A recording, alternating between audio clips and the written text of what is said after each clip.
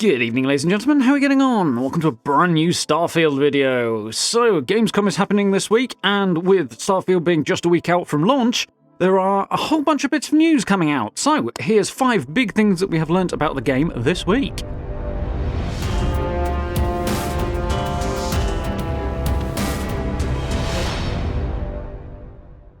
Okay, yeah, so Starfield is just a week away from launch. I cannot wait to get stuck into that. Going to be doing myself a nice big 12-hour stream on launch day, so that should be good fun.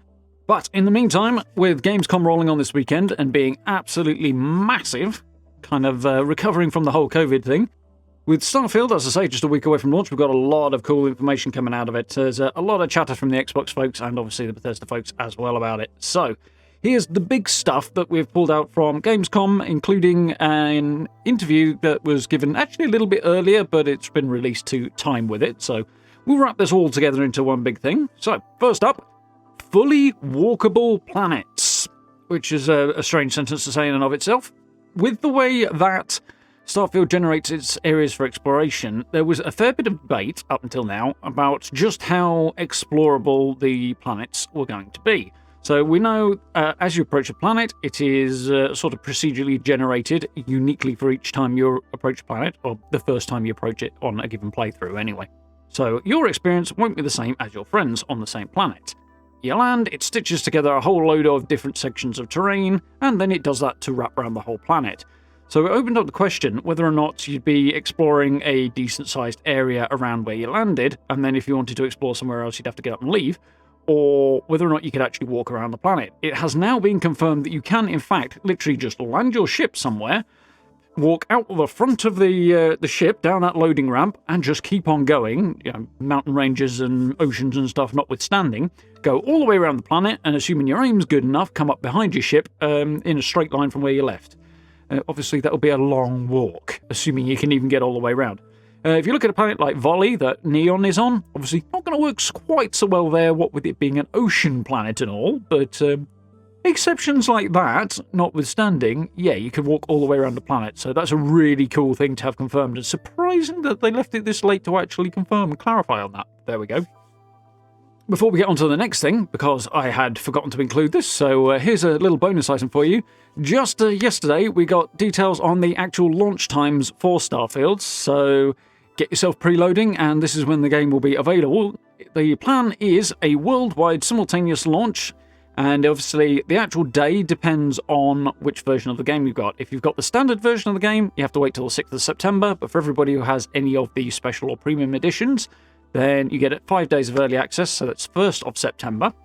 Whichever day it is a worldwide midnight UTC launch, basically. So in Greenwich Mean Time, in the UK, it would theoretically be midnight, except obviously with daylight savings. That puts us onto British summertime, so 1 AM in the UK. Everywhere else around the world, launching at the same time, just whatever time that happens to be in your time zone. So that actually puts you back a little bit earlier if you are on, say, the west coast of the US. You will be sort of getting it middle of the afternoon, tea time-ish on the 31st. Whereas obviously if you're over on New Zealand or the Japan side of the world, then you're the other end of the scale a little bit with the 1st of September. Or the 6th, depending on which version of the game you have. But there you go. So, anyway, back to our 5 things, which have now apparently become 6. The game is apparently, and this is a phrase they've been using a lot, irresponsibly large, which could be terribly alarming, but I don't think it is. I think it's just a fun phrase they've coined to describe how humongous this game actually is. So, we know Bethesda like to make big games with a lot going on. This is ridiculously big. There's been a lot of chatter around, say, Baldur's Gate 3, which came out a couple of weeks ago now, as to how they were able to make such a big game and the risks inherently involved in making the game that Larian did with Baldur's Gate 3. I would take irresponsibly large in the context of Starfield to be somewhat similar in meaning and implication as that. Basically, making a game this big comes with certain risks and is a lot harder to do than making a smaller game, and a sensible decision would have been to pull things back, to cut things, and so on and so forth, whereas Bethesda have done their absolute damnedest to cut as little as possible, to include as much stuff as possible in the game and make it as big as they possibly can. And they have clearly done so in a particularly spectacular way. So I think that's probably what they mean. But obviously this phrase that has been coined somewhere has sort of set people's imaginations afire, particularly around the marketing side of the game, because everybody's saying it. So, yeah, I thought we'd comment on that. So there's a few other sort of observations around that have been made. Obviously, the game's huge. Pete Hines, I believe his job title now is Senior Global President of Marketing, something like that. But he has basically said that with hundreds of hours into the game, at least 150 on his current playthrough, he has barely scratched the surface. He's also said that, and this is a bit of an odd quote, the game doesn't really get started until after you finish the main story. And people are going a bit crazy about this on the internet, as they are wont to do. I think there's a little bit of hyperbole in there, and there's also a little bit of maybe reading some odd observations and takes onto this. I think what he's probably saying by that is that when we look at what we know about the size of the main story, we're looking somewhere between 35 and 50-ish hours. Pete Hines has said it's nearer to 50, others have said it might be a bit shorter. That's just the core story if you focus on that, do nothing else, and charge straight through the middle of the game doing that. However, because this game is so massive, and you've got factions and all the associated storylines there, and random individuals who want to send you off on weird and wacky and wonderful storylines, and things like that, plus other types of activities, which they've said make damn sure you do. There are mission boards that send you off on quests, and apparently start off some interesting and really quite unexpected storylines as well, so the advice has been keep an eye out for those as well.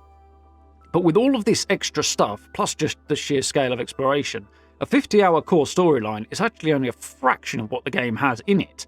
So I think that's probably what he's trying to say with it doesn't get started until after the main story is finished. Also, it seems, and this is not 100% set in stone, but it seems to be true that there is no level cap in the game. That will be consistent with everything Bethesda have done in the past. None of their other games have a level cap. There is a level somewhere in there wherein you can have max rank in every skill, at which point subsequent levels are kind of pointless. So it's not exactly a level cap, but, that'll probably be out there. But there doesn't seem to be a level cap, and, that will be consistent with Bethesda's previous games. So, the idea that you might get through that main story and then just have tons and tons of other stuff to engage with that renders that a very small part makes a lot of sense as to explaining what he means by it doesn't get started until after the main story. I could throw a random observation in on the end for a personal note, which would have to do with my experience in Skyrim. Obviously, that's, 12 years ago now? Much smaller game than Starfield is, still not a small game. I've never actually finished the main story in Skyrim because I get distracted and do other stuff. And then I end up starting a new character and exploring, and then get distracted and doing other stuff and still not completing the main story. So if I'm in that situation after 10 years with Skyrim, I think that's another example of how he's implying the main story being only a small part of the larger whole. There we go. There's a little personal anecdote for flavour for you. So, next thing up, we know that Starfield will have a New Game Plus mode, which is interesting. It's not something Bethesda have ever done in their games before, specifically BGS, so neither the Fallout games nor the Elder Scrolls games have a New Game Plus. Starfield will, which is interesting. And of course, Bethesda being Bethesda, it's not going to be your average New Game Plus. They're going to do something unique with it, which I think is probably a good idea. I have no idea what that unique thing might be. We'll have to wait until launch to find out. But I can kind of see why they might want to do something different. And the reason I see that is, this is not a criticism, it's more of a bit of confusion. I don't quite get why this game would have New Game Plus. Obviously, I don't object to the fact it does, but I don't quite understand the whys. We touched already on the sheer size of it and the focus on the main story and then everything else being huge and around it. Once you've done the main story, yeah, you can do New Game Plus, start over with your gear and skills and whatever this interesting, unique feature they have for it is, but the need to do that is a bit strange. There's so much stuff out there beyond just the main story that why you'd necessarily want to start the main story over again in that way, I don't quite know. Or maybe you just do, if it's an option there if you do. But once you've done that, then you'd want to head off and do the countless other things, I would think, and get into what is the rest of the game, and probably the vast majority of it, really. So the idea of starting over, even if you do keep your abilities, I mean, there's not going to be any shortage of stuff to do. I feel like this might be something that's maybe a bit more appealing on down the line, but just my feelings on it anyway. But Nonetheless, for those who are into such things, it is there. There is a unique feature to it, and yeah, we can absolutely do the New Game Plus. For me, I kind of hope and wish or some variation of that respecking was more of a feature. I think that would be more useful so that you can try out new character builds and loadouts and stuff like that more easily without having to start over. I think that would be more useful than New Game Plus. It may be in there, we don't know, but yeah, that would be a concept that would interest me then a little bit more than that. But there we go. We can explore this idea and see what the pros and cons are of it on down the line, because, let's be honest, the game's not even out yet, so worrying about New Game Plus is more than a tiny little bit premature. So, on to the next point. There will be spoilers in this next section, and also in one coming up as well, so bear this in mind, because we're now going to be talking about the beginning of the game, and not exactly story, but kind of what happens in the first little bit of the game. So, fair warning on this if you don't want to have spoilers. So, beginning of the game. Without spoiling anything, we know the start of the game introduces the start of the main story. It sets that up. We know that you find an artifact. The hows, the wherefores, and the whys I'm not going to dive into. I've read a little bit about it, but let's not spoil that if we don't want to. So basically that will happen, and then character creation will happen afterwards, which is interesting. So you will be playing for at least a few minutes, possibly slightly longer than that, before you actually hit character creation. Then you'll do the whole character creation, which we've seen in Starfield Direct and elsewhere, and it's basically going through employee records, try to say, do you remember your own identity? And that's where you construct your own identity. So this will happen a few minutes in, and then following character creation, again without spoiling what happens, you'll quite rapidly get into on-the-ground firefights, standard shooting with a small arms, or maybe slightly larger ones. I believe the choices are between a pistol and a submachine gun to start with, and then obviously it's going to go crazy out from there. But in that initial firefight, and then very, very shortly after that, space combat will be introduced. So these things are going to be introduced quite rapidly at the beginning of the game to get, presumably, the foundation and core, well, at least combat mechanics, I suppose, introduced before you get out there and explore. And once that's done, that's when the game really opens up and you can basically go where you want, when you want, within reason. Obviously, ship's jump range is going to be limited at the start and will need upgrading over time, so you won't be able to literally jump to anywhere, but those kind of game mechanics notwithstanding, you basically go where you want and do what you want from that point. And from the sound of things, depending on how long your character creation is, so ignoring the character creation time, probably about half an hour or so, I would guess. That's the tone I'm getting. We'll see where it goes from there. I may be wildly off on that estimate. So the last thing on the list here is another spoilery thing. So again, brace yourself. Aliens, or what little we know about them. We have had revealed from the early game sort of gameplay footage and stuff that's come out from Gamescom here, there are terramorphs, which are apparently a group of aliens who are threatening. They are apparently an attacking group of aliens. There is also apparently history and lore behind them, which is not terribly surprising really, but there is a museum in New Atlantis that you can go to which has a whole load of history about settled systems in it, but also includes the history and information surrounding these terramorph creatures.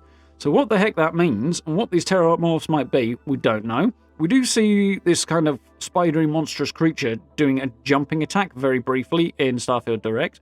I'm wondering if that might be one of these creatures, but the story behind that and the implications and so on and so forth, who knows? But this has come out in one article over the course of this week, which I will see if I can find and link down below. I will try and link all of the sources for this information down below if I can find them again. But yeah, that's quite an interesting concept, I suppose. It'll be interesting to see what these aliens and things are, because this is a tidbit that has not gotten out before, so I'm very much interested to see what this particular line might be going on down. So yeah, that should be very cool. So, there we go. 5, 6 if you happen to count the launch times. Really interesting piece of information that will come out over the course of Gamescom this week regarding Starfield. So yeah, just a week until the game launches. As I say, I'm going to be making tons and tons of content on that. I've got a whole laundry list of ideas, and on day one, we will be doing a big stream. I'm planning about 12 hours or so, so that should be good fun as well. Do look out for that one. If you're interested in all that stuff, and of course the continuing Fallout 76 content, and way on down the line, some other stuff as well, of course, because we do other things as well, then likes, subs, always appreciated. Notification bell so you know when I upload. Check out down below the video as well. We've got social media links, merch store. There are channel memberships available on that blue join button if you're interested in supporting the channel in that way. That hugely helps, and I really appreciate that. And as I say, join us for live streams as well. It should be very cool. But for now, thank you very much for watching, and I look forward to speaking to you all very soon.